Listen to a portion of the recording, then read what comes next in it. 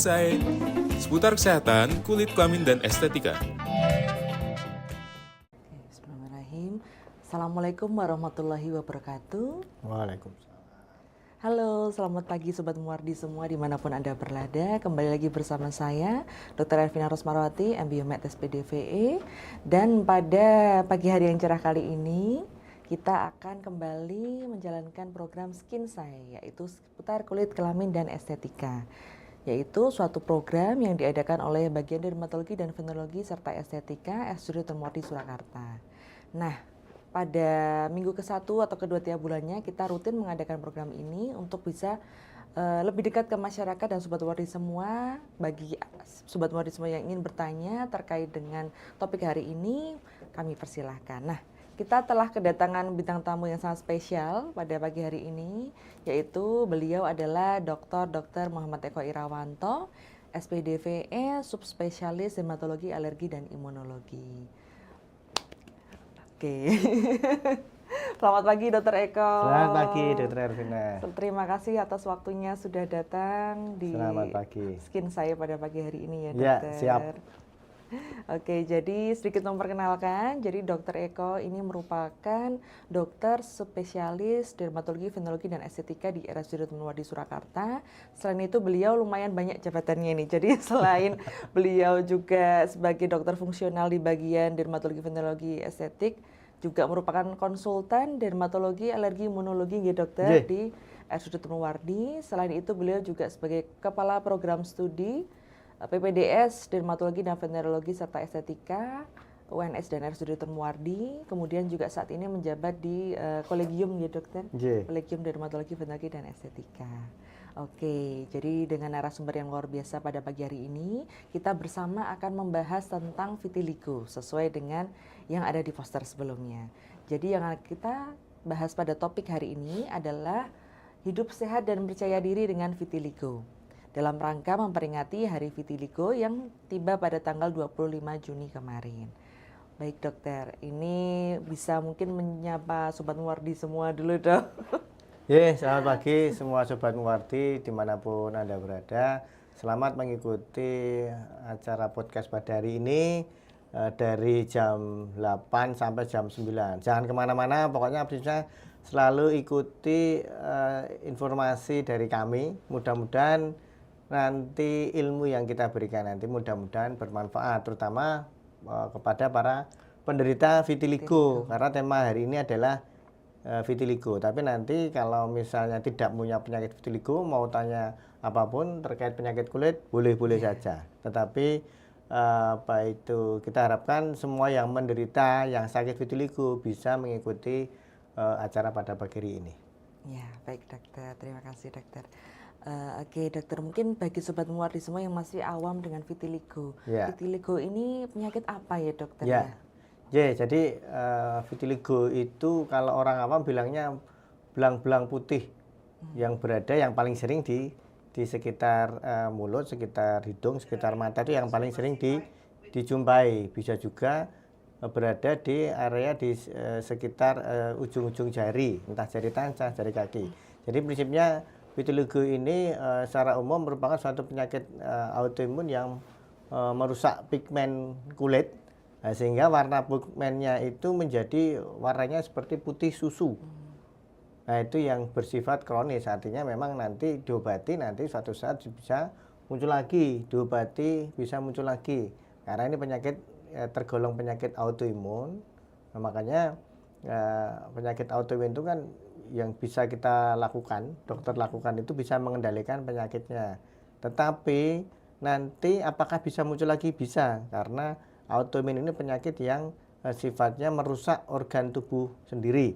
Dalam hal ini adalah sel-sel daya tahan tubuh atau sel-sel kekebalan itu merusak sel penghasil pigmen atau sel melanosit. Nah, ketika sel penghasil pigmen itu dirusak oleh sel-sel imun sendiri, nah itu otomatis nanti tidak akan bisa produksi pigmen, makanya hasilnya kulitnya seperti putih susu. Jadi yang ciri khas adalah warna putihnya itu seperti putih susu atau putih kapur. Beda dengan misalnya Sering kan dia salah artikan ini apakah panu. Nah, cuman panu biasanya juga nggak akan warnanya putih susu banget gitu enggak. Terus kalau panu kan ada sisiknya. Terus jumlahnya kalau panu biasa di area-area yang tertutup, yang sering basah karena berkeringat, nah itu sering muncul di situ. Nah, kalau vitiligo memang apa itu bisa di mana aja sebenarnya. Tetapi yang sering kita jumpa itu kalau pasien itu yang mengganggu kehidupan mereka itu manakala mengenai di sekitar mulut, sekitar hidung atau sekitar mata yang otomatis estetisnya terganggu karena mengenai wajah. Tapi kalau vitiligonya misalnya di anggota tubuh yang lain, misalnya di perut atau di lengan atas yang nggak kelihatan, itu biasanya pasien masih tenang-tenang aja. Tapi begitu sudah mulai terkena wajah, lah mereka cenderung nanti malu. Makanya penyakit ini sebenarnya penyakit yang sifatnya biasa aja, maksudnya tidak menular, tidak berbahaya, tetapi mempunyai dampak psikologis yang luar biasa. Karena pasien biasanya terus ketika belang putihnya nggak hilang, nanti pada akhirnya pasien itu minder, kewo nggak pede ketika bersosialisasi. Dan yang nganyel ke, itu kadang-kadang kalau di orang Jawa itu seringnya banyak yang dikira ngingu pesugihan bulus jimbung. Nah ini yang sering jadi salah kaprah. Artinya beberapa pasien itu mengeluh, dok ini saya dikira tetangga saya ngingu bulus jimbung. Oh, saya aja kemana-mana naik sepeda motor, orang duwe mobil, orang duwe omah megrong-megrong, nah kok diarani ngingu pesugihan itu dari mana? Nah artinya pasien sendiri pada akhirnya juga merasa terganggu manakala kehidupan sehari-harinya kok dikira ngingu blus jimbung, padahal dia makan aja tidak apa istilahnya ya kategorinya tidak ya bukan bergaya apa itu mewah, tapi memang biasa-biasa saja. Nah ini yang menjadi apa itu perlu kita edukasikan bahwa vitiligo itu sifatnya memang genetik dan autoimun, bukan karena ngingu bulus jimbung. Ya. Siap dokter, terima kasih untuk penjelasannya. Kebetulan ini banyak Sobat Muwardi semua yang sudah sangat antusias dokter, jadi sudah banyak yang bertanya di kolom chat. Jadi bagi Sobat Muwardi yang ingin bertanya tentang vitiligo khususnya, silakan saja langsung ketik di kolom komentar, baik itu di Instagram maupun di YouTube ya, pada live streaming kita pada pagi hari ini. Nah ini sudah cukup banyak pertanyaan, saya bacakan ya dok ya. Pertama dari Vika Rintani, dok, kalau ada bercak putih di kulit itu pasti vitiligo atau bisa penyakit lain? Dan apakah vitiligo ini terasa gatal, dokter? Ya, belum tentu vitiligo. Vitiligo jelas biasa tidak gatal. Yang gatal itu biasanya panu. Panu bisa ya, dok? Atau jamur. Kalau panu itu kan jamur ya. Jadi prinsipnya itu yang sering gatal. Tapi seringnya juga kalau berkeringat. Tidak semua panu itu gatal. Makanya kemarin ada pasien apa itu kita temukan ada panu, dok nggak berkeringat sama sekali. Ya itu memang sering juga, jadi tidak semua panu itu nanti gatal. Ya, jadi bukan semuanya atau tidak semuanya bercak putih itu vitiligo. Dan vitiligo lebih jarang daripada panu, makanya yang sering dijumpai adalah panu. Makanya kalau bercak putih kok tiba-tiba muncul di kita atau anggota keluarga kita, nggak usah panik dulu. Artinya kita harus memastikan bahwa itu apa itu vitiligo atau bukan. Pokoknya kalau pada sederhananya warnanya itu tidak putih seperti susu, seperti kapur, putih banget lah kira-kira begitu. Nah, itu nyicil ayam, jadi bukan vitiligo. Dan vitiligo pun juga nggak usah khawatir, nanti kita obati insya Allah sembuh walaupun butuh waktu lama. Ya. Bercak putih juga bisa bukan karena panu jamur, tapi bisa juga karena buras. Nah, ini sering di wajah. Buras itu sering di wajah, kalau panu seringnya di anggota tubuh yang tertutup baju, yang sering banyak berkeringat. Nah itu tempatnya panu. Tapi kalau buras, nah itu kebalikan, di anggota tubuh yang terkena paparan sinar matahari di luar baju. Biasanya yang paling sering di wajah. Itu biasanya seringnya karena paparan sinar matahari yang terus-menerus habis berenang, karena kulitnya kering. Nah itu sering memunculkan buras pada beberapa hari kemudian. Itu biasa jumlahnya juga nggak banyak, kalau buras paling 1-2 yang berada di lokasi wajah. Yang paling sering di pipi biasanya itu bentuknya lonjong. Bisa juga kalau bercak putih itu karena penyakit infeksi kusta. Nah, itu bisa, cuman kalau kusta bercak putihnya sering tidak terasa. Jadi ketika ada rangsang nyeri, rangsang panas, misalnya ketumplaan apa itu air panas, ya itu nggak kerasa apa-apa. Loh, kok bercak putih itu kena air panas kok nggak kerasa apapun. Nah ini harus diwaspadai bahwa itu kemungkinan besar penyakit morbus Hansen. Bisa juga bercak putih karena bekas luka. Dulu awalnya apa itu pernah jatuh, terus kemudian ada bekasnya, itu bisa juga bekas putih. Bekas luka itu kan bisa putih, bisa juga kecoklatan atau kehitaman, itu bisa. Tapi memang harus ada riwayat bercak apa itu, ada riwayat luka juga. Dan banyak penyakit yang bercak putih yang lain penyakit genetik, tapi itu lebih jarang karena penyakit apa itu bercak putih seperti albino kayak kebo bule. Nah, itu kan juga warna kulitnya keputihan juga, itu cenderung lebih jarang. Nah, ini tidak semua bercak putih itu adalah vitiligo. Makanya kalau ragu-ragu apakah bercak putih itu vitiligo apa bukan, ya minimal datang ke dokter yang terdekat dulu. Bisa ke puskesmas atau dokternya apa itu BPJS, nah itu datang dulu biar memastikan bahwa itu bukan vitiligo. Terus ya tadi jadi yang jelas vitiligo selama ini tidak gatal. Jadi hati-hati ketika ada bercak putih kok tidak gatal, kok semakin lama kok warnanya semakin putih memang. Jadi awalnya loh kok belang putih ya, awalnya mungkin mengarahnya bukan vitiligo, tapi begitu kok belangnya semakin kelihatan, semakin putih, nah itu seperti kapur, seperti susu. Nah itu harus diwaspadai bahwa itu vitiligo. Ya, begitu Sobat Mordi semua ya. Jadi kalau misalnya ada bercak putih itu tidak pasti vitiligo. Jadi seperti yang Dokter Eko katakan tadi, bisa jamur ya Dok, bisa buras tadi ya Dok ya. Kemudian juga bisa kusta juga bisa. Nah, tadi kalau misalnya Sobat Mordi semua ada keluhan yang kemungkinan ragu nih, ini apa ya kira-kira ya? Sebaiknya periksa saja ya Dok ya. Ya, periksa. Boleh ke dokter di puskesmas atau dokter terdekat, atau bisa datang juga ke Poli Dermatologi, Venerologi dan Estetika Sudut Temurdi Surakarta. Atau kalau mau bertemu dengan Dokter Eko juga bisa di Poli DVE Sudut Temurdi Surakarta. Baik Dok, ini ada cukup banyak pertanyaan mengantri ya Dok. Kita langsung lanjut pertanyaan selanjutnya dari Bu Prita Amalia. Dok, apakah vitiligo itu menular? Ya, jelas tidak menular karena bukan ya, penyakit infeksi. Yang menular itu biasanya penyakit infeksi. Kalau vitiligo itu penyakit genetik, penyakit autoimun. Sehingga penyakit ini tidak menular tetapi bisa diturunkan ke anak cucu. Jadi kalau kita ada vitiligo itu nanti anaknya atau cucunya atau keturunan di bawahnya itu berpotensi terkena juga. Jadi penyakitnya memang kalau misalnya gendong anak atau misalnya mengenai teman, nah itu insya Allah tidak akan menularkan.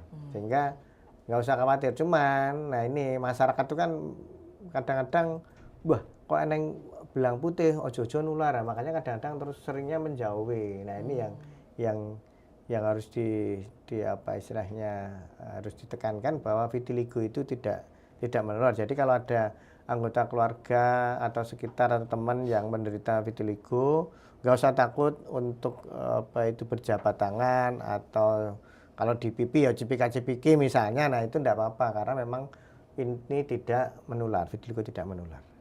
Oke, baik. Cukup jelas ya Sobat Mordi semua, jadi vitiligo ini tidak menular tapi bisa diturunkan ya Dok. Ya. Dari ibu atau bapak ke anaknya, tapi tidak menular antar sentuhan dan sebagainya, itu tidak, tenang saja. Kemudian mungkin langsung lanjut ya Dok, pertanyaan selanjutnya ini dari Yaning Mulyaniro, bisa sembuh nggak dokter dengan terapi sinar? Ya, vitiligo penyembuhannya metodenya banyak, salah satunya adalah sinar. Kalau yang sederhana sebenarnya dioles dulu bisa.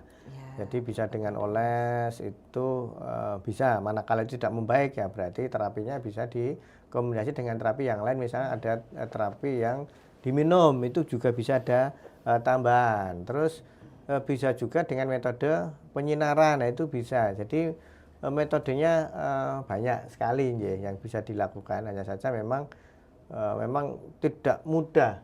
Vitiligo itu sayangnya tidak mudah disembuhkan. Artinya ketika kita ngobati vitiligo, terus kemudian 1 bulan nanti terus hilang, itu tidak mungkin karena pigmentasi yang warna putih yang rusak sel penghasil pigmennya atau sel melanositnya itu untuk tumbuh kembali Itu kan semacam kayak pabrik dirusak oleh satpamnya. Nah, satpamnya ini adalah sel-sel imun kita sendiri. Jadi satpamnya merusak pabriknya sendiri. Nah, sehingga satpamnya ini harus hilang dulu, karena kalau satpamnya merusak terus, pabrik tidak akan bisa memproduksi. Nah, target obat, entah obat oles, obat minum, ataupun yang disinar, itu adalah menghajar satpam yang nakal ini. Nah, ketika satpam yang nakal ini sudah tidak merusak lagi, nah pada akhirnya pabrik akan produksi pigmennya lagi. Nah, ini butuh waktu lama. Jadi intinya pabrik itu untuk beroperasi kembali itu membutuhkan waktu lama, dan nanti pigmen yang dihasilkan pun juga tidak langsung tiba-tiba langsung banyak gitu kan, tidak. Jadi ya satu persatu produksinya, terus kemudian dia pada akhirnya terus bisa mengisi, memberi warna kulit sama seperti sedia kala, bisa. Jadi nanti warnanya akan butuh waktu normal kembali. Cuman memang butuhkan waktu lama. Makanya pengobatan itu kadang-kadang butuh berbulan-bulan, bahkan bisa bertahun-tahun tergantung luasnya apa itu bercak putihnya. Kalau sangat luas ya bisa hitungan tahunan. Tapi kalau misalnya tidak begitu luas, ya itu hitungan dalam berapa bulan kembali. Kita sederhanakan aja. Intinya kayak misalnya, nah itu kan bekas-bekas, entah bekas warnanya putih, entah bekas hitam, itu pasti kembalinya lama. Makanya biasanya kita tekankan kalau untuk bekas, misal bekas jerawat gitu ya, kita seringnya itu kan hilangnya bisa dalam 3 bulan biasanya ya. Tapi bisa juga lebih dari 3 bulan. Demikian juga ketika bercak apa itu putih pun juga nanti untuk kembali normal lagi itu membutuhkan waktu bisa dalam berbulan-bulan. Ya, jadi ketika satpamnya sudah mati, sudah nggak ada, nah itu nanti pada akhirnya pigmentasi akan terbentuk kembali. Nah itu membutuhkan hitungannya bulan, bukan hitungan hari, terus nanti terus semuanya terus kembali normal lagi gitu, memang tidak. Ini yang bikin lama pengobatan. Tapi nggak apa-apa, yang penting sudah ada fase pengobatan dulu, karena pasien kadang-kadang kan tidak mau diobati, atau kadang-kadang mau berobat juga malu, minder. Nah ini yang jangan sampai terjadi. Pokoknya kalau bercak putih kok nggak hilang-hilang, segera nanti datang ke polikulit Muardi untuk bisa ditangani sesuai dengan penyebabnya, termasuk juga vitiligo ini. Ya, baik dokter. Terima kasih dok untuk penjelasannya. Untuk selanjutnya ada pertanyaan dok dari Linda Ataya 14. Penanganan vitiligo seperti apa dok supaya tidak muncul lagi? Apakah vitiligo ini munculnya di satu tempat saja dok? Ya, secara teoritis karena vitiligo itu autoimun, artinya sel-sel yang dirusak oleh sel-sel imun tadi ada di dalam tubuh sendiri, ya kemungkinan besar nanti tetap akan bisa muncul lagi. Jadi satpam tadi memang sayangnya ketika di atas itu tidak mati selamanya. Jadi nanti satpam itu akan muncul lagi. Nah, muncul lagi, datang lagi, ya akan bisa merusak lagi. Itu. Nah, bagaimana biar tidak muncul lagi? Ya memang kadang-kadang kalau dengan dengan metode pengobatan, nah itu bisa ada terapi namanya weekend terapi yang diberikan setiap akhir pekan pada tempat yang dimana lesinya muncul di situ terus. Nah, kalau muncul di situ terus, kemungkinan besar satpamnya dia hanya kelenger aja, tidak WFT, tidak wafat, tidak mati, sehingga tidur aja ya dok ya. Iya, dia pokoknya pingsan, dipukul pingsan, tapi suatu saat dia akan bangun lagi, dia akan ngamuk lagi. Nah, itu yang sering terjadi manakala ketika kita tahu bahwa kok vitiligonya kok kambuh lagi. Jadi ada satpam di situ yang tidak bisa dimusnahkan 100%, dia hanya pingsan saja, suatu saat hibernasi, suatu saat dia bisa bangun kembali, akan merusak lagi. Nah, ini yang menyebabkan vitiligo bisa kambuh lagi di tempat yang sama. Nah, ini bisa ditangani dengan weekend terapi tadi. Jadi tujuannya apa? Obat-obat yang diberikan setiap Sabtu Minggu. Nah, itu harapannya menidurkan satpamnya terus. Jadi satpamnya dibikin tidur terus biar tidak sempat bangun. Yeah. Tapi kita harus mengevaluasi juga vitiligo itu ada pemicunya apa tidak. Jadi beberapa pemicu yang menjadi pemicu vitiligo itu bisa karena sering kena sinar matahari. Jadi prinsipnya yang bisa merusak apa itu sel penghasil pigmen, nah itu bisa membuat kekambuhan. Jadi sinar matahari terus-menerus itu pada akhirnya juga bisa merusak sel-sel kulit, dalam hal ini yang dirusak apa itu melanosit atau sel penghasil pigmen. Nah itu yang pada akhirnya nanti bisa memicu kekambuhan vitiligo. Makanya mengurangi paparan sinar matahari.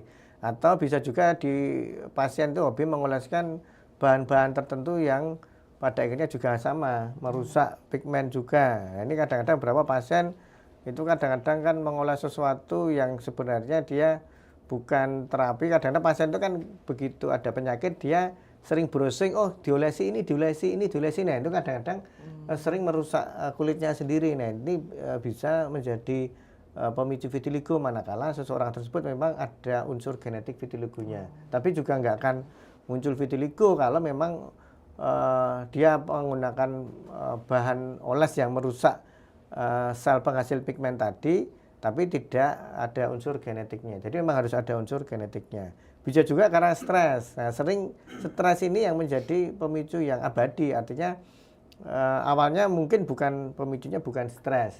Ini kok belang putih saya kok nggak hilang-hilang ya. Nah terus kemudian berbuat ke sana ke sini nggak sembuh-sembuh sampai ke apa itu ke sinset dan lain sebagainya juga nggak sembuh-sembuh. Nah itu pada akhirnya yang menjadi pemicu berikutnya adalah justru mikirnya penyakit yang nggak sembuh-sembuh itu. Jadi stres pada akhirnya, nah itu yang bisa pada akhirnya memicu kekambuhan vitiligonya. Jadi stres juga bisa memicu kekambuhan vitiligo. Nah makanya kalau misalnya faktor pemicunya itu ada kemudian dihindari, itu bisa mencegah vitiligonya biar tidak muncul lagi. Nah itu. Begitu Sobat Muwardi semua, penjelasan dari Dr. Eko sudah cukup lengkap, mudah-mudahan bisa dimengerti oleh Sobat Muwardi semua ya. Baik dok, ini tampaknya banyak Sobat Muwardi yang sangat antusias dok dengan topik kita kali ini, jadi cukup banyak pertanyaan dok dari teman-teman Sobat Muwardi semua. Mungkin lanjut ya dok ya, izin dari Mutia Rachel dok, vitiligo itu apakah disebabkan faktor lingkungan? Dan apakah psikologis juga bisa jadi pemicu dok? Ya, jadi kebetulan tadi sudah diterangkan ya, jadi stres psikologis itu kan bisa memicu kekambuhan. Makanya apapun masalah kita memang harus slow, santai, style kendo, perbanyak hobi, selesaikan solusinya, apa itu ya, diperbanyak ngopi-ngopi bahasanya secara umum. Jadi harus bisa menenangkan diri sendiri, menghibur diri sendiri, banyakkan hobi, insya Allah nanti kan kita nggak memikirkan penyakitnya atau memikirkan apapun. Setelah dicarikan solusinya ya nanti tidak akan stres, nggak akan muncul lagi. Terus lingkungan ya tadi jelas, sering kena sinar matahari, makanya sering panas-panasan, sering belayang, nggak pakai sunscreen. Nah itu panas-panasan itu bisa menjadi pemicu vitiligo bisa. Nah itu manakala kalau memang pasien itu munculnya setelah kena paparan sinar matahari terus vitiligonya kambuh. Nah memang harus niteni sendiri juga. Jadi vitiligo itu juga ilmu titan. Manakala kambuh itu harus dihafali ada pemicunya apa tidak. Kalau memang ada, kemudian dihindari, bisa jadi vitiligonya tidak kambuh lagi. Jadi lingkungan yang sering memicu adalah sinar matahari dan juga mengoles bahan-bahan kimia tertentu.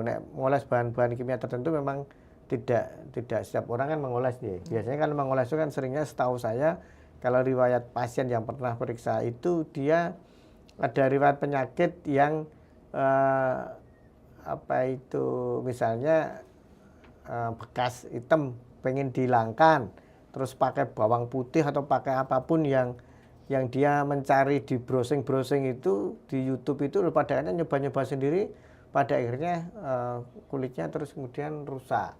Nah rusak kalau punya bakat vitiligo, nah itu ada berpotensi vitiligonya kambuh. Jadi lingkungan tetap bisa memicu vitiligo. Jadi lingkungan sama stres juga ya Ya, dok ya. betul. Jadi sebenarnya kalau stres itu tidak hanya memicu vitiligo tapi bisa penyakit yang lain. Ya, juga betul ya. Stres itu sebenarnya bisa memicu penyakit banyak ya. Jadi banyak penyakit. Jadi kalau penyakit kulit ya bisa penyakit namanya psoriasis atau penyakit eksim dan penyakit jerawat pun, flek pun, nah itu banyak. Atau kalau penyakit dalam ya bisa mahnya kambuh, hipertensinya juga kambuh, gulanya juga bisa kambuh naik. Nah, banyak. Makanya stres itu kalau kita baca nanti biar hidup sehat itu pasti ada bacaan nanti hindari stres karena memang stres memang bisa memicu banyak penyakit termasuk vitiligonya ini. Iya, baik dok. Jadi memang untuk semua penyakit tidak hanya kulit, ya, penyakit lain itu Ya. juga sangat berpengaruh ya dok. Betul. Terkait peningkatan hormon kortisol, stres, nah Ya. itu mempengaruhi semua di tubuh kita sehingga sebaiknya dihindari ya dok. Ya, Jadi betul. manajemen stresnya harus baik Ya. ya dok untuk Dolan-dolan terus happy terus kayak gitu. Randedit just olahraga, jalan kaki murah meriah. Nah, itu bisa juga. Juga bisa mencegah apa itu vitiligo juga. Jadi ceritanya begini, makanya biasanya kalau ada pasien yang kronis atau penyakit vitiligo ini biasanya kita anjurkan pasien untuk olahraga. Kenapa olahraga? Karena olahraga rutin ya. Olahraga itu definisinya kurang lebih 150 menit dalam setiap minggunya. Idealnya dalam setiap hari kurang lebih 30 menit. Nah, itu harian kalau bisa olahraga harian. Blong-blongannya dalam seminggu ya 1-2 hari boleh. Tapi prinsipnya apa itu bukan seminggu sekali gitu, tapi rutin setiap hari. Kurang lebih dihitungnya itu 150 menit per minggu. Kalau jalan kaki ada fase jalan cepat. Nah, itu pada akhirnya bisa membangkitkan sel-sel yang bisa apa itu menghambat vitiligonya kambuh. Jadi ada namanya sel T regulator. Sel T regulator itu sifatnya dia kayak apa itu dia yang menghandle satpamnya biar tidak aneh-aneh. Jadi dia kalau ada satpam nakal, dia juga berfungsi kayak dia pengawasnya, supervisornya, sehingga kamu jangan aneh-aneh. Kemudian ditekan terus jangan sampai satpamnya ini nakal lah. Kurang lebih olahraga itu bisa membangkitkan supervisornya satpam tadi. Makanya kita harus perbanyak sebanyak mungkin membangkitkan apa itu supervisornya satpam ini untuk bisa apa itu tumbuhnya banyak terus bisa menekan. Bisa juga kita konsumsi apa itu probiotik setiap hari. Nah, itu yang ada di pasaran ya mohon maaf nyebut merek itu yang mudah didapat itu Yakult. Nah, itu bisa. Jadi prinsipnya konsumsi yang mudah didapatkan setiap hari pun nanti pada akhirnya dia juga sama. Targetnya adalah membangkitkan supervisornya satpam tadi. Jadi membangkitkan sel T regulator. Itu kalau konsumsi harian bisa apa itu membuat satpamnya tetap kelengar terus. Atau konsumsi jangan lupa sayuran buah-buahan. Nah, sayuran buah-buahan itu bagus untuk penyakit vitiligo ini karena selama ini kita ketahui bahwa vitiligo itu juga berkaitan yang namanya dengan radikal bebas yang pada akhirnya merusak sel-sel penghasil pigmen atau sel melanositnya itu untuk rusak yang pada akhirnya memicu vitiligo. Nah, kalau konsumsi sayuran buah-buahan, nah itu radikal bebasnya itu bisa dihambat. Nah, sehingga pada akhirnya mencegah kekambuhan. Jadi harian ini bisa juga dibangkitkan supaya apa itu tidak hanya obat-obatan yang diberikan tapi juga ada fase-fase di mana aktivitas harian yang diubah yang harapannya bisa mencegah kekambuhan vitiligo. Bisa juga ini sekaligus ya. Jadi orang kecapean. Nah, orang kecapean itu juga kadang-kadang bisa memicu kurang tidur. Itu juga bisa memicu kekambuhan. Kenapa? Karena orang apa itu kecapean, kurang tidur. Itu ya kembali ke tadi radikal bebas tadi. Dia akan bisa meningkatkan radikal bebas. Kalau radikalnya bebasnya meningkat, ya kembali nanti sel melanositnya atau sel penghasil pigmennya bisa rusak. Makanya kita selalu menekankan untuk pasien tidurnya harus cukup 8 jam per hari. Terus bisa juga apa itu kalau kecapean harus segera istirahat. Nah, sehingga pasien tidak akan meningkat radikal bebas. Ya. Sinar matahari itu juga bisa juga memicu radikal bebas yang tinggi di kulit. Nah, sehingga dengan konsumsi sayuran buah-buahan, dengan pola tidur yang cukup, terus kemudian kecapean istirahat, nah itu harapannya mencegah radikal bebas merusak sel penghasil pigmen. Jadi banyak metodenya untuk bisa mencegah pigmen yang bisa dilakukan pasien sehari-hari selain dengan minum obat atau dengan obat-obat yang dioles. Oke, baik dokter, terima kasih untuk penjelasannya. Dok, ini ada pertanyaan ini dari Ulfa Rahmawati, dok, makan tersebut alergi dengan makanan. Mungkin maksudnya seperti ini dokter. Ya. Kakak ini habis makan suatu makanan, kemudian alergi, tangannya gatal-gatal semua, itu apakah bisa terjadi dok? Ini agak tidak relate ya dok dengan vitiligo, tapi nggak apa-apa. Nggak apa-apa, jadi prinsipnya kalau memang penyakit kulit itu bisa juga dipicu oleh makanan. Nah ini memang yang tahu pada akhirnya pasien sendiri. Kita prinsipnya hanya biasanya kalau pasien periksa ada eksim, nah kita kan memberitahu pasien pemicunya apa saja. Nah karena harian pasien itu kan yang melekat ya kebiasaan harian pasien yang dimakan apa harian. Nah ini peran penting pasien untuk menghafali pemicunya. Jadi menghafali apakah betul makanan itu menjadi pemicunya. Tahunya bagaimana kalau kita untuk makanan-makanan tertentu itu diatur harinya. Oh saya mencoba hari Minggu itu makan ini terus, misalnya makan seblak, ya wes makan seblak setiap hari Minggu terus. Nanti dihafali setiap minggu itu kambuh gatalnya apa tidak. Nah setiap makan seblak lagi, setelahnya kambuh lagi tidak. Nah kalau misalnya itu memang ada pola-pola setiap habis makan seblak tadi mesti kambuh, ya sebaiknya dihindari karena kemungkinan besar itu memicu penyakit kulitnya atau penyakit alerginya. Jadi memang harus menghafali sendiri. Seblak itu hanya contoh ya. Jadi prinsipnya kalau misal berkaitan dengan makanan apapun yang dicurigai itu harus dihentikan. Kadang-kadang pasien baru sekali, dok saya curiga jangan-jangan makanan tersebut ya. Untuk mengetahui bagaimana, ya nanti makanan yang dicurigai itu jangan dimakan dulu sampai pengobatannya sembuh dulu. Nah suatu saat ya dicoba makan lagi, makan yang dicurigai tadi makan lagi, muncul enggak? Nah kalau ternyata setiap habis makan nanti mesti muncul, nanti berarti sembuh lagi setiap habis makan muncul.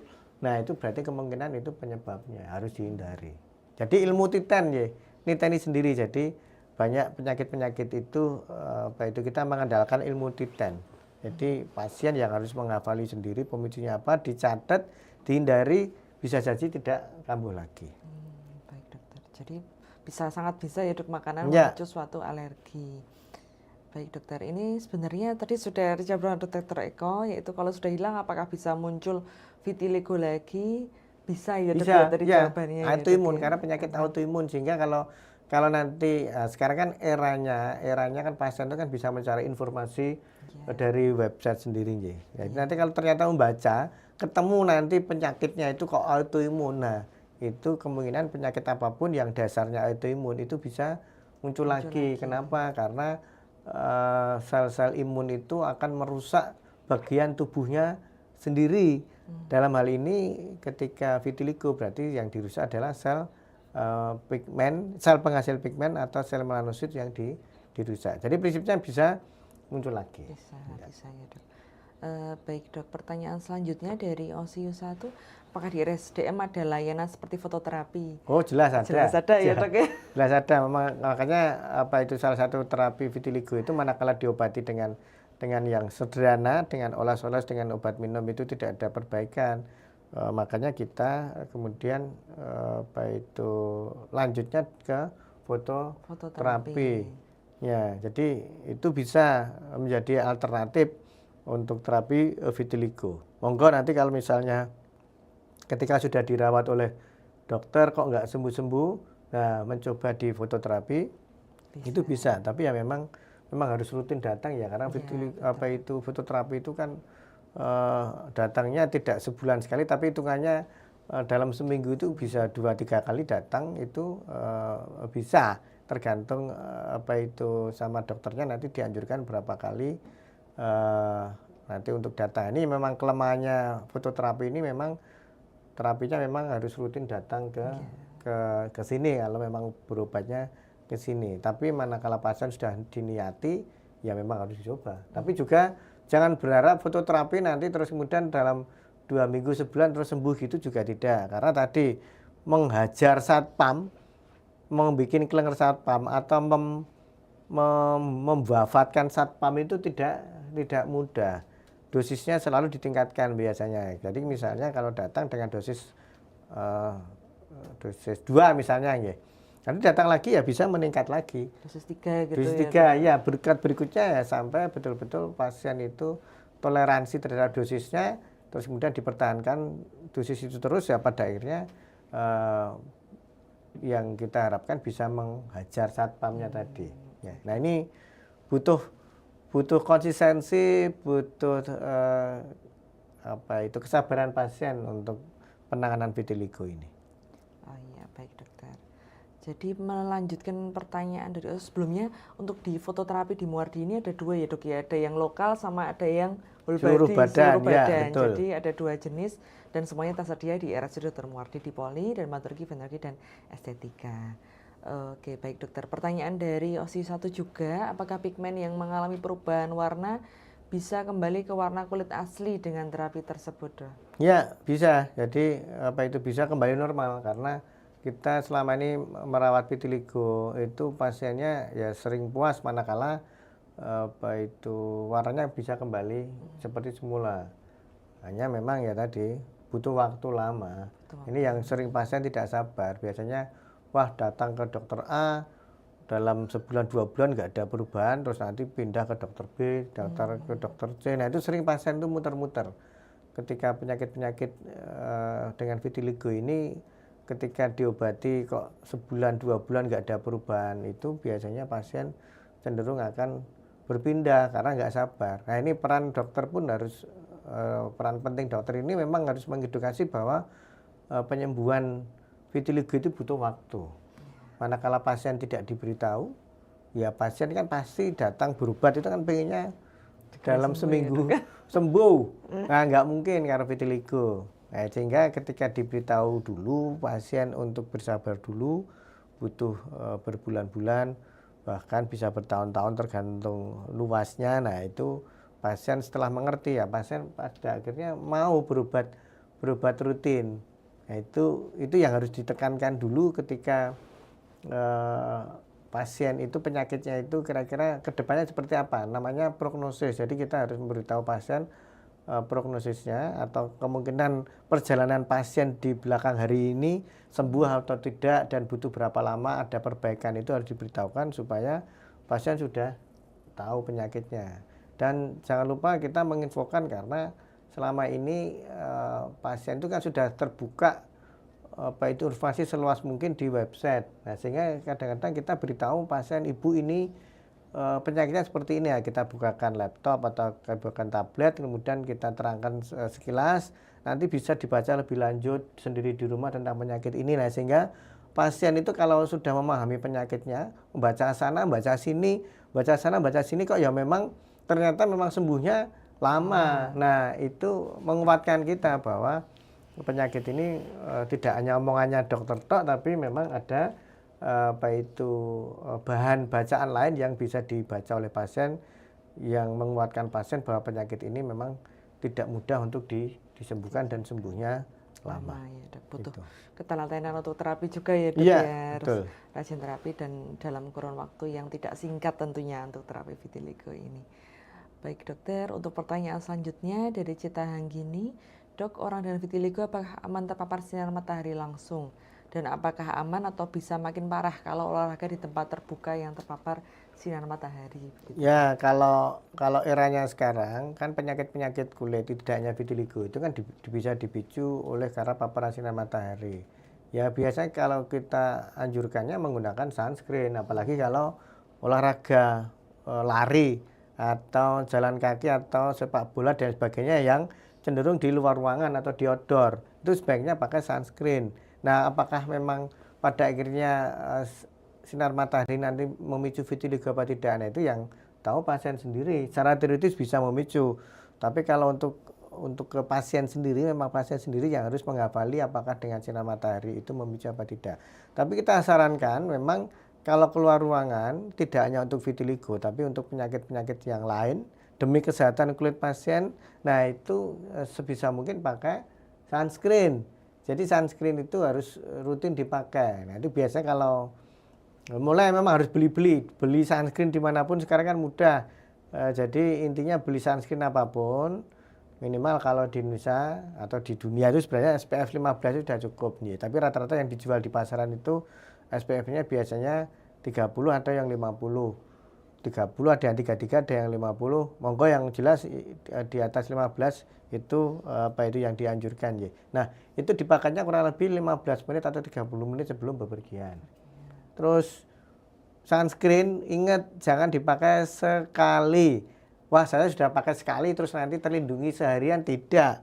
Jadi kalau mau keluar ruangan dipakai, nanti masuk ruangan misalnya kerja, sekolah. Kalau misalnya mau pulang dipakai lagi. Nah, kalau olahraga, nah ini beda lagi, olahraga atau olahraga yang terkena paparan sinar matahari jangan waktu lama aja. Atau misalnya ke pinggir pantai main atau ke gunung panas-panasan nggak bisa ngiyup, nggak bisa berteduh. Nah, itu sunscreen diulang setiap 1 jam.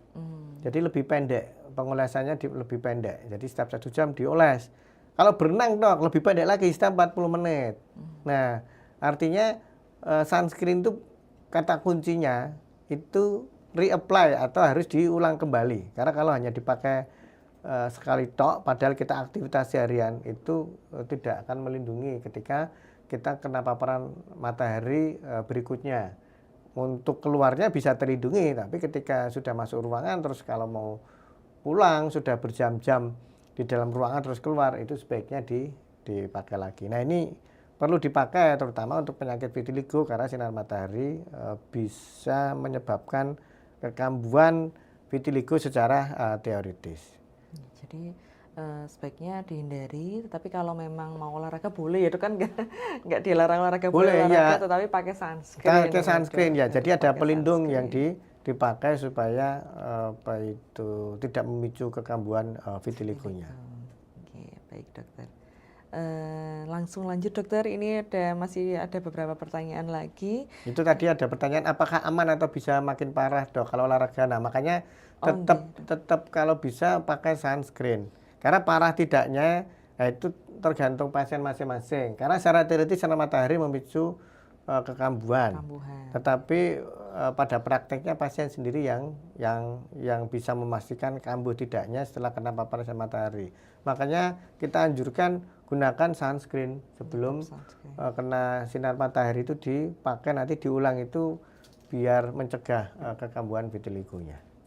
Dan nanti sebaiknya diulang ya dok ya? Ya, diulang. Sudah jelaskan dokter Eko, kalau merenang ya tiap 40 menit. 40 menit, yeah. Kalau misalnya terlalu terik, sinar mataharinya nggak ada pelindung ya per 1 jam. 1 jam, ya, betul. Kalau kadang outdoor, kadang indoor ya bisa tiap 2 atau 3 jam ya dok ya pengolesan ulangnya.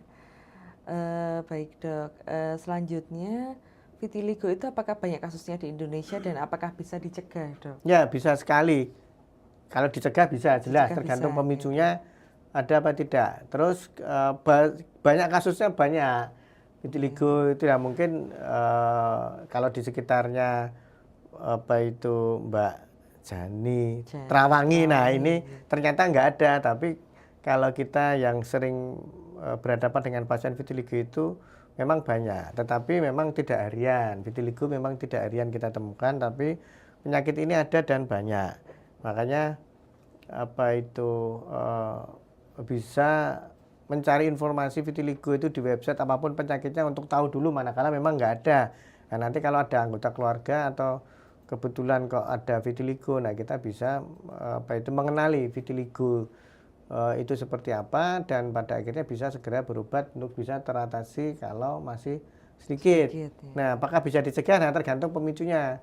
Harus dihindari pemicunya jika memang pasien bisa mendeteksi pemicunya.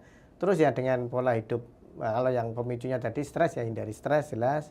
Terus kalau pemicunya sinar matahari ya hindari sinar matahari. Banyak olahraga tadi, banyak makan sayuran buah-buahan, tidak capek, tidurnya cukup, diperbanyak hobi. Nah itu salah satu cara mencegah biar tidak mudah kambuh vitiligonya. Baik dokter. Jadi tapi kalau secara genetik sudah ada keturunan itu bagaimana dokter? Ya, kalau genetik itu intinya penyakit itu tinggal nunggu waktu saja. Tapi kadang-kadang penyakit itu kan rumusnya genetik plus lingkungan. Ya, jadi penyakit itu ada rumus genetik plus lingkungan. Bisa jadi genetiknya ada, Tapi kalau lingkungannya ternyata tidak pernah terpapar, ya tidak akan mudah muncul. Misalnya ada pasien ibu-ibu, dia bakat kena penyakit flek. Ya, flek kan jelas pemicunya sinar matahari. Tapi selama ini dia berada di ruangan terus, anak wong sugih atau ning ndi, ya dia cenderung tidak kemana-mana. Kalau kemana-mana pun dia rajin pakai sunscreen. Nah, pada akhirnya ya penyakit itu tidak bisa muncul karena lingkungannya bisa dihindari atau dicegah tadi. Jadi tetap lingkungan. Kalau memang lingkungan itu ternyata dalam teorinya memang memicu, memang harus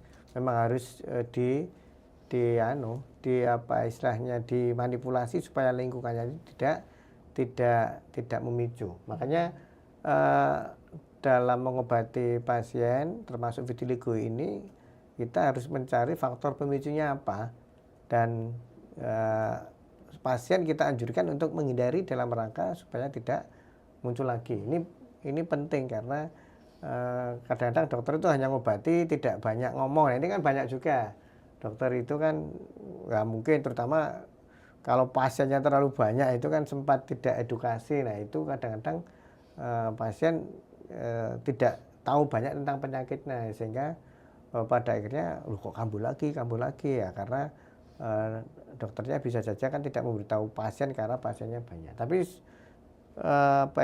sempatkan menanya, pasien itu punya hak untuk menanya ketika berobat, penyebabnya apa ya dok, terus kira-kira apa yang saya lakukan, ditanyakan aja, karena itu bagian haknya pasien untuk mendapatkan informasi sebanyak mungkin tentang penyakit. Jadi kalau dokternya ngeresepi, ditanya aja, jangan nunggu dokternya ngeresepi terus kemudian manut dokternya, wah itu terus kemudian pulang terus aku marep takon kok gak sido gak wani. Nah itu jangan. Jadi ditanyakan aja sebanyak mungkin tentang penyakitnya biar nantinya suatu saat tahu penyakitnya ini penyebabnya apa, menghindari, bisa jadi nggak kambuh lagi. Siap, terima kasih dokter untuk penjelasannya. Ini kita sudah hampir menuju akhir seri Skin Time. Silakan kepada Sobat Muardi yang masih ingin bertanya. Waduh, ternyata masih banyak dok. Baik dok, ini kita coba jawab ya dok ya, mungkin untuk 10 menit terakhir ini. Baik, ini tadi dari Mbak Ulfa Rahmawati dok, yang gatal-gatal di tangan tadi sepertinya dok. Makan iwak kurban, mungkin daging kurban ya dok, betul. Alergi tapi tangannya gatal semua. Itu bisa jadi pemicu mboten dok? Ya, kalau memang pasien ternyata memang pada akhirnya alergi terhadap daging kurban, ya hindari, jangan makan lagi. Tetapi ini kan baru dicurigai. Ya, belum pasti ya dok. Belum pasti. Makanya nanti kalau misalnya kebetulan makan entah sate kambing, entah tengkleng, apapun yang berisi daging kambing, kok ternyata gatal lagi, makan lagi kapan-kapan ternyata gatal lagi, ya wes jangan dimakan. Karena kalau sudah alergi itu jangan pernah dimakan lagi karena nanti penyakitnya muncul lagi. Tidak semua makanan itu bisa kita makan semuanya, walaupun itu enak, eman-eman, tapi kadang-kadang kalau kita sudah terkena alergi terhadap makanan tersebut, ya sudah mau nggak mau kita harus ngalah, jangan makanan yang enak lagi. Itu jadi ada batasan pada semua hariannya. Makanya kalau misalnya ternyata setiap habis makan daging kurban kok mesti gatalnya kambuh, ya sebaiknya jangan makan lagi. Eman-eman loh dok, ya memang harus ngalah. Sama seperti orang alergi makan telur, wah enak dok tiap hari, ya wes, jadi memang harus ngalah. Nah jadi intinya tidak semua apa yang kita inginkan itu pasti akan terpenuhi. Makanya yang paling penting adalah kita ini mengenali apa yang menjadi pemicu penyakit kita, itu yang paling penting. Itu paling enak kalau pemicu penyakitnya itu sudah bisa terdeteksi, dihindari, selesai, karena nanti kemungkinan besar nggak kambuh lagi. Tapi kalau kambuh lagi, ya bisa saja penyebabnya yang beda lagi, karena satu penyakit itu tidak hanya penyebabnya satu aja, jadi bisa penyebabnya banyak hal. Makanya kalau ketemu satu, nanti kalau kambuh lagi dicari penyebab yang lain lagi apalagi. Seperti itu terus memang siklus penyakit itu ketika kita tahu penyebabnya satu sudah dihindari, kok kambuh lagi, cari penyebab yang lain. Kalau nggak ngerti, nah itu apa? Kadang-kadang penyakit itu banyak yang kita tidak ketahui penyebabnya, terus kemudian tiba-tiba muncul lagi, itu banyak sekali. Baik dokter, terima kasih untuk penjelasannya. Semoga menjawab pertanyaan dari Mbak Ulfa Rahmawati ya. Untuk selanjutnya dokter, ini tadi sebenarnya sudah dijawab dari case vitiligo bisa nular enggak sih? Enggak, tadi sudah dijawab, jadi Sudah, intinya ya, enggak akan tidak. nular karena bukan Iya. penyakit infeksi. Ya, aman ya, jadi sangat tidak menular. Oke. Iya. Baik, selanjutnya dok dari Nindya Sari, jika anak kecil sudah terkena vitiligo, apakah bisa lebih mudah disembuhkan? Mungkin dibandingkan orang dewasa ya dok maksudnya ya, karena keponakan saya vitiligonya semakin lama semakin besar. Ya prinsipnya apa itu bukan semenjak anak kecil ya, tapi semakin penyakitnya itu kecil, nah itu kemungkinan bisa apa itu semakin mudah terobati dibandingkan kalau penyakitnya sudah terlalu luas. Jadi kalau misalnya anak kecil tapi penyakitnya sudah luas, nah itu apa itu akan cenderung lebih susah diobati ketika sudah luas. Jadi bukan karena anak kecilnya, tapi karena memang kita tergantung jumlah lesinya itu sedikit atau banyak. Kadang-kadang juga pada penyakit yang sama kita sedang menangani kasus-kasus vitiligo pada anak di beberapa area tertentu lebih mudah. Biasa area-area yang dekat dengan rambut. Nah itu penyakit yang dekat alis itu mudah sembuh. Dan sementara di area yang di area pipi, nah itu lebih susah ternyata karena memang di area alis itu kan banyak rambut ya, di mana pigmentasi itu kan akan lebih mudah muncul kalau di situ ada rambutnya. Karena rambut itu kan juga di situ banyak pabrik-pabrik penghasil pigmennya. Nah sehingga biasa pasien kalau pada vitiligo ini terkena penyakitnya pada area-area yang berambut lebih mudah sembuhnya. Tapi kalau di area-area yang jarang ada rambut seperti ujung jari tangan itu lebih susah sembuhnya karena di ujung-ujung tangan tersebut sudah mulai jarang ada rambut-rambut yang halus itu jarang. Itu. Ini ada pasien yang kebetulan menanyakan tidak ada kaitan dengan penyakit kulit, ada pneumonia bisa sembuh di usia 8 tahun. Nah ini ya mungkin karena bisa membantu jawab ya. Penyakit pneumonia itu kan biasanya karena infeksi. Sepanjang infeksi sudah sembuh, sudah bisa diatasi, insya Allah bisa sembuh. Karena pneumonia itu kan bukan penyakit yang autoimun. Nah kalau autoimun, nah itu biasanya lebih susah diobati. Artinya nanti diobati kambuh lagi. Tapi kalau pneumonia itu biasanya kan penyakit karena infeksi, karena kuman. Nah itu biasanya kalau kumannya sudah bisa diatasi, pneumonianya insya Allah bisa sembuh. Baik dokter, untuk jawabannya ini juga menjawab beberapa pertanyaan di luar vitiligo, nggak apa-apa ya dok ya. Oke, apakah masih ada pertanyaan lagi dari para sobat Muwardi semua? Ini sekitar 5 menit lagi kita akan end live.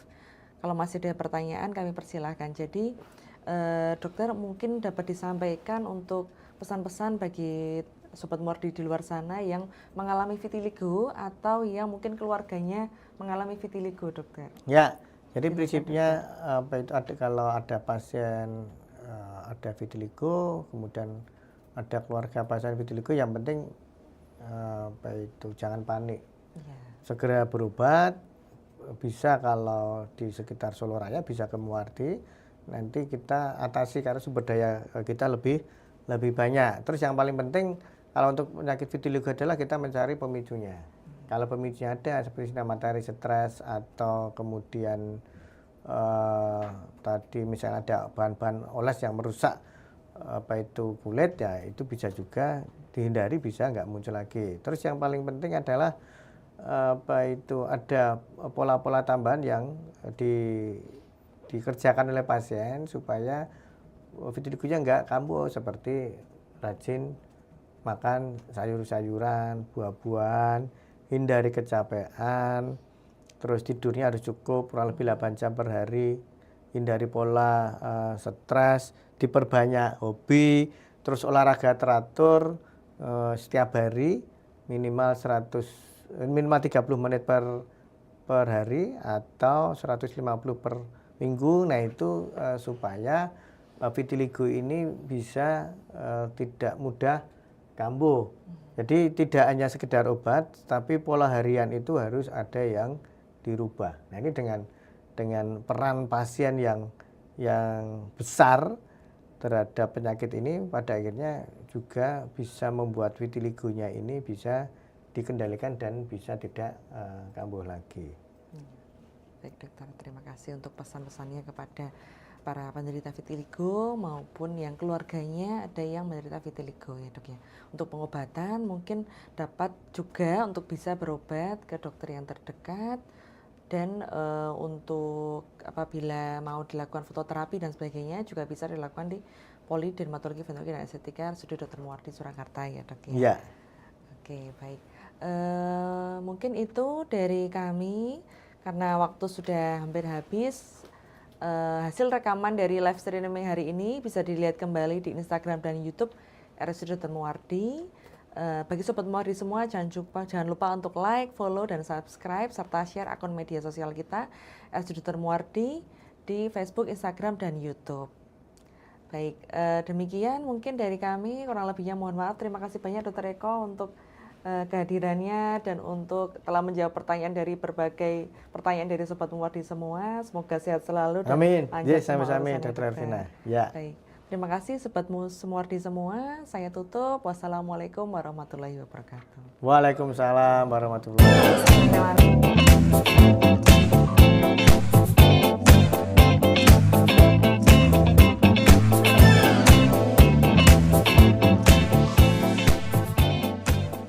Skin Science, seputar kesehatan, kulit, kelamin, dan estetika.